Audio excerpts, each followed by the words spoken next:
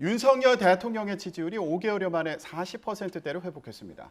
상승세로 돌아선 대통령 지지도 흐름, 국민의힘 전당대회를 앞두고 불거진 윤심 논란이 미칠 영향도 주목되고 있는데요. 오늘의 정치권 이슈, 국민의힘 김행 비상대책위원, 더불어민주당의 전용기 의원 두 분과 함께 얘기해 보겠습니다. 안녕하십니까? 안녕하세요. 예. 자, 전용기 의원님 오늘 네. 처음 보셨는데 네. 잘 부탁드립니다. 잘 하겠습니다. 자, 윤석열 대통령 지지율 관련된 얘기 먼저 해보겠습니다. 지난 6월 이후에 처음으로 40% 선을 넘어섰다. 이런 여론조사 결과가 나와서요. 근데 분석된 내용을 좀 봤더니 중도층과 20대 지지율이 상승해서 전체적인 지지율 상승을 견인했다. 이런 분석이 나오더라고요. 네. 예, 위원님 어떻게 좀 보셨어요? 이게 사실 지지율이 좀 올랐다 하지만 아직 멀었죠. 그런데 이제 상당히 이제 복합적으로 분석할 수 있을 것 같아요. 언론사 사설을 하나 보니까 윤심 지지율에 도움이 3인방이 있었다. 도움 3인방이요. 예, 그게 이제 북한의 김정은, 이재명 민주당 대표 그리고 또 민노총이 지지율 3인방이었다 하니까 이제 그것보다 또 작은 조연 3인방이 있었다. 그것이 김의겸, 또 예. 장경태, 고민정 이렇게 얘기를 하고 있는 걸 보고 저도 웃었는데 그런 측면도 있을 것 같은데 저는 이제 지금 특히 내년 경제가 굉장히 어렵지 않습니까? 그동안 윤석열 정부가 일하는 모습이 잘 안 보였어요. 그러다가 얼마 전에 이제 국민과의 대화를 통해서 그 이제 노동개혁, 또 연금개혁, 또 의료개혁 등등을 천명하면서 어떤 이제 본격적으로 정부가 스타트됐다 이런 것들이 좀 국민들한테 호응을 받은 것이 아닌가 그런 생각이 듭니다. 초반부터 좀 공세가 세셨던 것 같은데 지금 네. 뭐 이재명 대표라든가 그리고 김의겸 의원, 장경태 의원, 고민정 의원 등이 이런 지지율 상승 견인하는데 영향 미친 거 아니냐 이제 이런 사설 인용해 주셔가지고 예, 말씀을 좀 해주셨고요.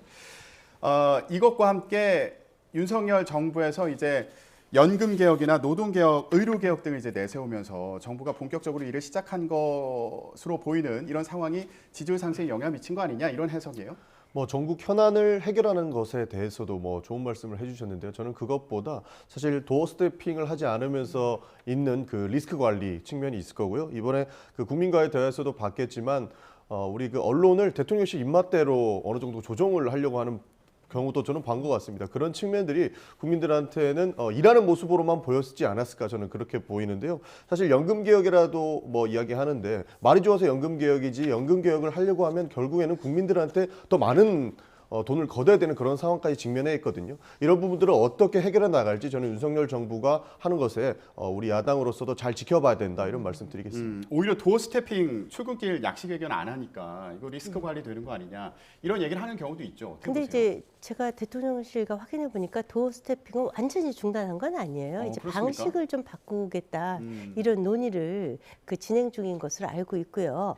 아까 이제 우리 의원님께서 말씀하셨듯이 3대 연금이 절대로 지지율을 높일 수 없는 그런 뼈아픈 그 노력입니다. 사실 개혁이 어렵거든요. 3대 연금 개혁을 하는 개혁이라는 것이. 것이 예. 연금 개혁뿐만이 아니라 그럼에도 불구하고 이것을 할 수뿐이 없는 것은 예를 들자면 현재 국민연금 보험료를 9%에서 15%로 올리지 않으면 국민연금 재정이 2057년도에 다 없어지는데 15%로 올려야만 2073년까지 대한민국이 지속 가능하다. 그간의 경제 성장을 이루겠다. 이런 말씀이시고 또 이제 그 문재인 케어 지금 같은 방식이면 678조의 누적 적자가 2040년에 도래한다.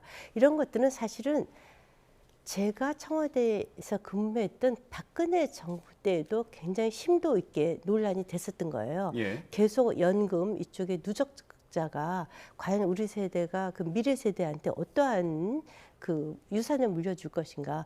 그때도 사실은 지금 아까 조금 전에 뉴스에 나오듯이 지금 지하철 누적 적자가 상당히 많아요. 1년에 뭐 1조 이상씩 돼서 그것과 관련해서도 하려고 했었는데 사실 국민 저항이 컸습니다. 그래서 제대로 못했는데 이것을 국민 저항이 분명히 있을 겁니다. 그럼에도 불구하고 할 수뿐이 없는 이 시점에서 내년도에 그 윤석열 정부, 저희 정부는 일종의 시험대다. 국민과 이것을 어떻게 설득하면서 갈 것인가. 예. 그것이 큰 숙제죠. 예, 알겠습니다. 연금 개혁 관련해서요. 연금 개혁 관련해서요. 부담이 있지만 추진을 해야 되는 그런 상황이다. 시험대 올랐다 이런 말씀 해주셨고요. 근데 민주당 관련해서는 아까 이제 간단히 짚어주셨는데 이재명 대표의 사법 리스크라든가 그리고 민주노총 총파업에 영향이 있었던 거 아니냐 이런 분석도 있지 않습니까? 이 부분에 대해서 좀 어떻게 보세요? 충분히 그런 모습을 보일 수 있을 것 같습니다. 지난 그 경기도지사 선거부터 이재명 대표는 이 대장동 사업을 원래 1조의 수익을 대장동 일당들이 가져갈 수 있는 것을 처음에 설계할 때 5,500억 이상을 환수받아서 그것으로 뭐 공원도 짓고 터널도 지었다는 것이죠.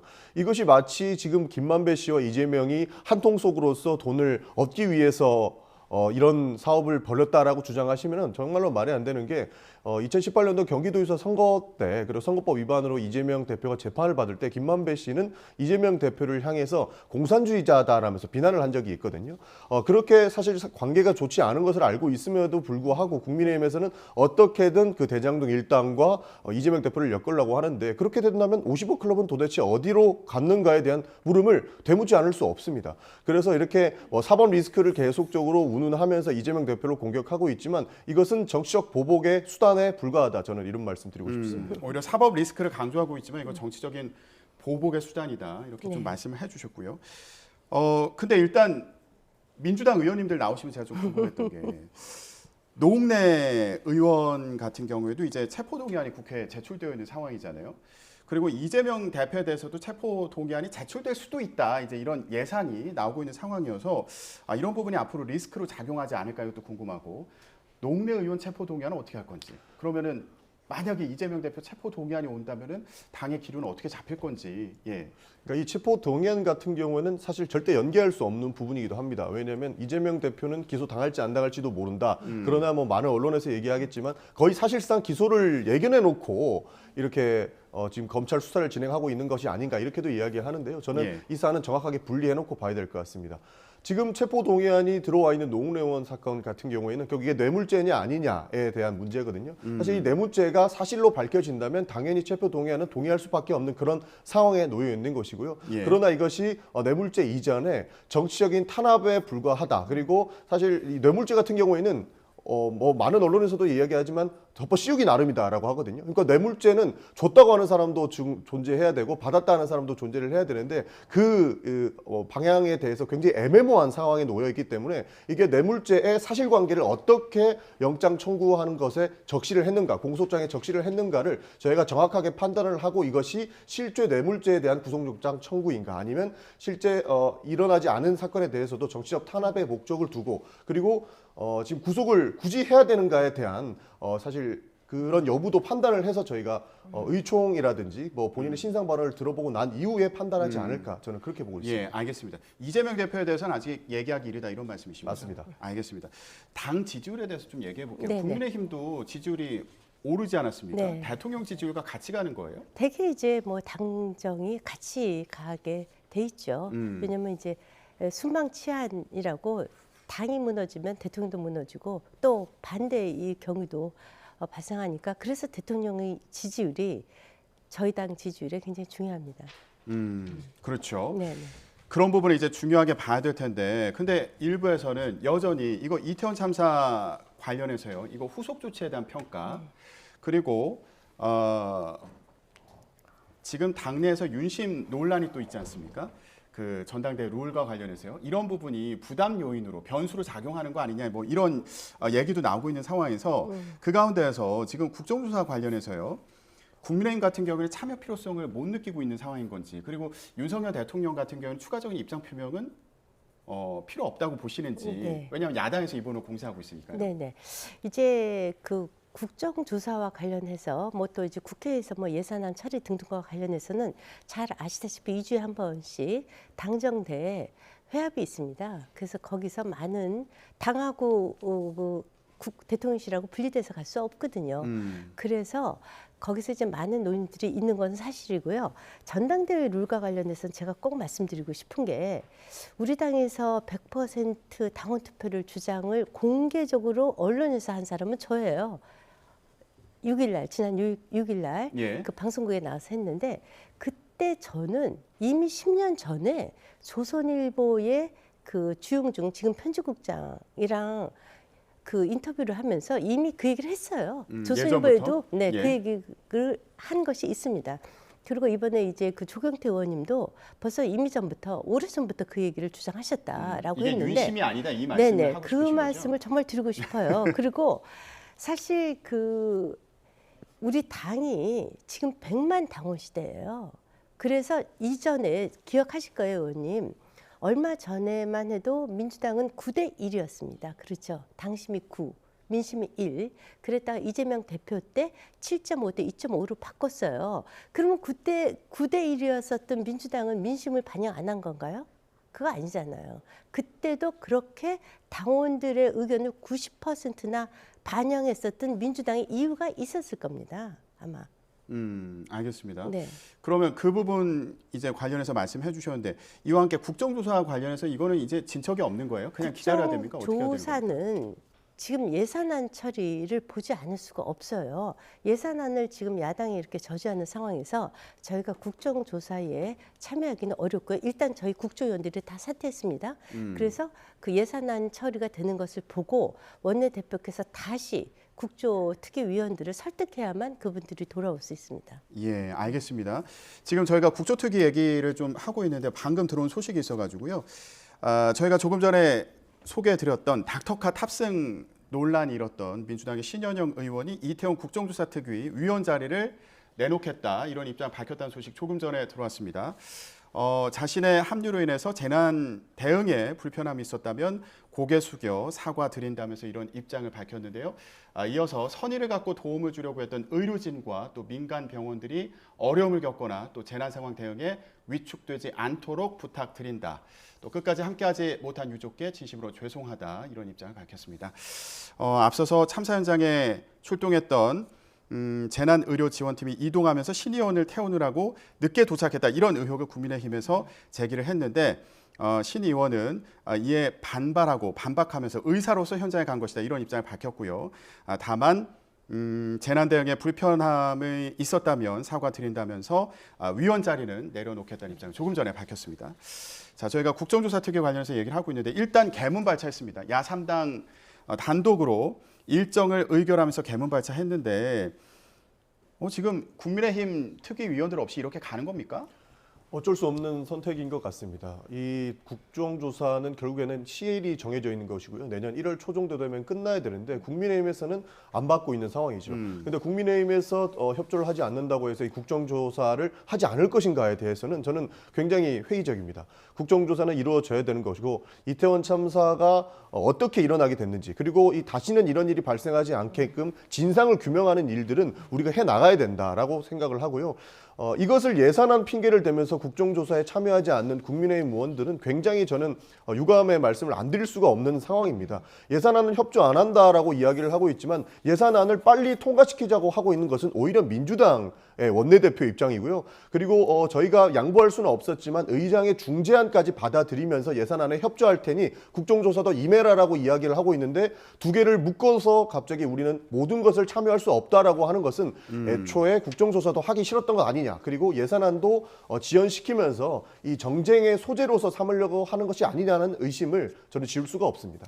지금 원내대표 비서실장이시잖아요. 맞습니다. 오늘 안에 이거 예산안 처리 가능한 거예요? 상황이 좀 어떻습니까? 지금 상황이 좋지는 않습니다. 그러니까 지속적으로 저희가 처음부터 받아들일 수 없는 부분은 초부자 감세 부분이었습니다. 그러니까 3천억 이상의 수익을 얻는 그 기업에 대한 감세 조치는 우리가 절대적으로 받아들일 수 없다. 그리고 위법한 시행령을 가지고 나온 경찰국이라든지 인사정보관리단 같은 경우에도 시행령으로 바꾼 것이 저희는 위법성이 충분히 있다라고 판단하기 때문에 이 부분을 예비비로 편성해서 일단은 쓰고 법성이 정확하게 나온다면 위법이 아니라는 것이 나온다면 그때 예산안을 추가로 추경 예산으로 잡아도 충분하니 그때까지는 해도 된다라고 이야기를 하고 있는 부분을 사실 의장 중재안을 받은 것이거든요. 그래서 국민의힘 의견도 많이 받아들였는데 이조차 국민의힘에서 받아들이지 못하고 있다는 것은 이 예산안을 처리하려고 하는 것이 실제 진심인가 하는 의심을 저는 지울 수가 없습니다. 일단 법인세 관련된 부분이 이제 이견이 좀 조율이 되어가고 있다 이렇게 전해지고 있는 상황인데 보면은 지금 지적하셨던 부분들, 그러니까 경찰국 그리고 법무부 인사정보관리단 예산 관련해서 이제 이견이 있다는 거잖아요. 근데 이게 한 5억 원 정도 되는 상황인데 요거 예비비로 일단 책정하는 거는 국민의힘은 절대 못 받는 겁니까? 지금 5억의 문제가 아니라 이것이 위법하다. 이것이 문제거든요. 이것은 사실은 대통령령으로 국무회의를 이미 통과한 겁니다. 그런데 이것을 위법하다고 하면 이 예비비를 쓸 때마다 늘 또 여야 간에 갈등이 생깁니다. 예. 이미 대통령령으로 통과한 것을 위법하다고 하는 것은 저희는 정말 어거지라고 볼 수뿐이 없고요. 이것을 이제 원천적으로 돌아가 보면요. 경찰국을 신설할 수뿐이 없었던 이유가 또 그 인사위원회를 할 수뿐이 없었던 이유가 첫째는 그 검찰과 경찰의 수사권을 조정하겠다면서 검수안박을 밀어붙이지 않았었습니까? 그것이 결국은 경찰국 신설까지 간 겁니다. 또한 이제 저희가 민정수석실을 폐지하겠다. 이것이 대통령의 그 처음에 공약이었어요. 예. 아마 조국 민정수석 때 그 부작용에 대해서 심각하게 인식하셨던 것 같아요. 그러면 당시 이제 그 인사 검증은 다 민정수석실에서 했었거든요. 그러니까 그 기능이 없으니까 옮기겠다. 그래서 불가피하게 만들어진 조직이고 대통령령으로 통과를 했습니다. 국무회의에서. 예. 이것을 위법하다고 하면서 돈을 안 주겠다는 것은 얼마 전에 어떤 의원님이 민주당 의원님이 그 얘기 방송에서 얘기하시더라고요. 이것은 두 조직을 못 만들겠다는 거지 5억이 아까워서가 아니다. 이 얘기를 하세요. 그것은 정말 현 정부의 발목 잡기다라고 생각할 수뿐이 없고 예. 그 원인 단초 제공을 검수완박을 밀어붙인 민주당이 있다라고 저희는 생각하고 있습니다. 예. 그러니까 뭐 상위 법령과 네. 대치되기 때문에 이 경찰국이라든지 인사정보관리단이 위법 논란이 생기는 겁니다. 그러니까 시행령을 통과시켰다고는 하지만 상위 법령에서는 당연히 독립성이 유지가 돼야 되는데 그 부분들이 정확하게 고려되지 않았다 이런 말씀을 드리고 싶고요. 조금 전에 그 주호영 원내대표가 이상민 장관 같은 경우에는 치안의 총책임자라고 이야기를 했습니다. 예. 그렇기 때문에 경찰국이 있어야 된다라고 이야기를 했는데 저는 굉장히 이게 앞뒤가 다른 이야기라고 봐요. 치안의 총책임자인데 이태원 참사가 일어난 이후에도 그 치안의 총책임자는 책임지고 사퇴도 하지 않았고요. 해임 건의안을 민주당이 발의했는데도 대통령께서는 이것을 무시했습니다. 이게 치안의 총책임자로서 보여줘야 될 역할인가. 그러면서 경찰국을 만들어가지고 치안의 총책임자의 역할을 맡겨달라고 이야기하는 것 자체가 저는 앞뒤가 다르다고 네, 보고 그 있습니다. 부분과 관련해서 좀 말씀드리면 현재 행안부 장관의 경찰 지휘 감독권이 구체적으로 명시가 되어 있지 않은 것도 사실입니다. 실질적으로는 총책임자이지만 법적으로 지금 구체적으로 명시가 되어 있지 않아요. 이것이 아마 검수완박을 밀어붙이는 과정에서 어쩔 수 없이 시행령을 만들 수뿐이 없었고 이러한 과정 중에 있었기 때문에 이러한 부작용이 자꾸 발생을 하는 거고요. 제가 또 하나 말씀드리고 싶은 것은 그 이상민 장관의 해임안 제출권은 처음에 여야가 합의했을 때 국정조사를 합의했을 적에 포함되지 않았던 내용이에요. 그런데 이것을 갑자기 들고 나오니까 과연 민주당이 진정성이 있는 것에 대해서 저희가 의심할 수뿐이 없게 된 알겠습니다. 거죠. 마지막으로 간단히요. 네. 그러면 이게 이 기관들, 그러니까 경찰국 그리고 법무부 인사정보관리단에 대해서 이게 합법성 여부가 결정될 때까지 예비비로 편성하자. 네. 이게 중재안이잖아요. 그렇습니다. 근데 이 상황을 지금 말씀하신 거 보면 이거 결론 나기가 쉽지 않아 보이는데 어떻게 해야 됩니까? 사실 해당 건은 결국은 재판을 통해서라도 밝혀질 겁니다. 이거 위법성이 있느냐 없느냐에 따라서는 사실 재판을 통해서 밝혀질 부분인데 그럼 그때까지 예비비로 계속 가야 되는 그런 상황인 건가요? 민주당 방금 입장 그런 거예요. 5억이라고 이야기하지 않았습니까? 예. 예비비로도 충분히 이 경찰국이라든지 인사정보관리단을 돌아가게끔 만들 수 있는 충분한 금액이 책정되어 있는 겁니다. 그러나 위법 논란이 있기 때문에 이것을 본 예산에 책정하는 것은 부적절하기 때문에 저희는 받아들일 수 없다는 입장이었는데 중요한 것은 의장께서 국민의힘 의견도 받아들이고 민주당의 의견도 받아들여서 낸 중재안인데 이것조차 거부한다라고 하는 것은 정말로 예산을 통과시키기 위한 노력을 국민의힘이나 정부 여당이 국민의힘이나 정부에서 하고 있느냐에 대한 의심을 지울 수 없다는 겁니다. 예, 알겠습니다. 국민의힘 같은 경우는 이게 이미 합법적인 절차를 거친 네. 기구이기 때문에 본 예산에 편성해야 된다 이런 입장인 거고요. 네네. 정부의 정체성과도 연관되어 있는 네, 정통성과도 연결이 돈의 되어 문제에 있고 그치는 것이 그렇죠. 아니다. 정통성과 그리고 이제 중요한 것은 매번 정부가 바뀌면 정부 조직법이 제대로 통과가 되어야지만 이를 실행할 수 있습니다. 그런 마련에서 이렇게까지 정부 조직을 통과시켜주지 않은 야당은 저는 제 기억에 없어요. 알겠습니다. 자, 오늘도 국회에서 여야 원내대표단 사이에 논의가 진행될 것으로 보이는데요. 관련 내용 들어오는 대로 다시 전해드리도록 하겠습니다. 오늘 정치권 이슈 여기까지 얘기 나누겠습니다. 국민의힘 김행 비상대책위원, 더불어민주당 전용기 의원이었습니다. 두 분 고맙습니다. 감사합니다. 감사합니다.